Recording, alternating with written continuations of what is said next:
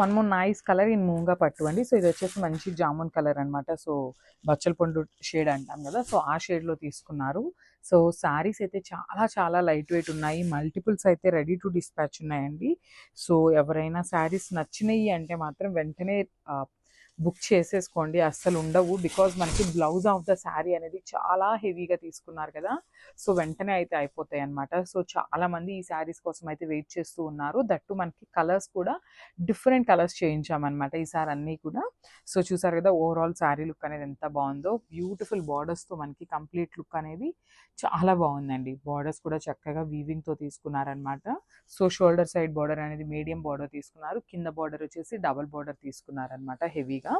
So పళ్ళు చూడండి, పళ్ళు కూడా రన్నింగ్ పళ్ళులో మనకి just golden colour zari lines తీసుకొని హైలైట్ చేశారు. అండ్ బ్లౌజ్ చూడండి ఎంత బాగుందో. మంచి డోలా బ్లౌజ్ వస్తుంది, మీనాకారి వీవింగ్ని యూజ్ చేసుకుంటూ ఓవరాల్ బ్లౌజ్ అనేది వీవుడ్ బ్లౌజ్ వస్తుంది అనమాట. సో బ్యాకింగ్ చూడండి చాలా అంటే చాలా బాగుంటుంది. జస్ట్ బ్లౌజ్ అనేది మనం హైనెక్ పెట్టించుకొని స్కాలప్ వర్క్ చేయించుకోండి, చాలా మంచి లుక్ ఉంటుంది అనమాట. సో ఒకసారి బ్లౌజ్ విత్ శారీ లుక్ చూసేయండి.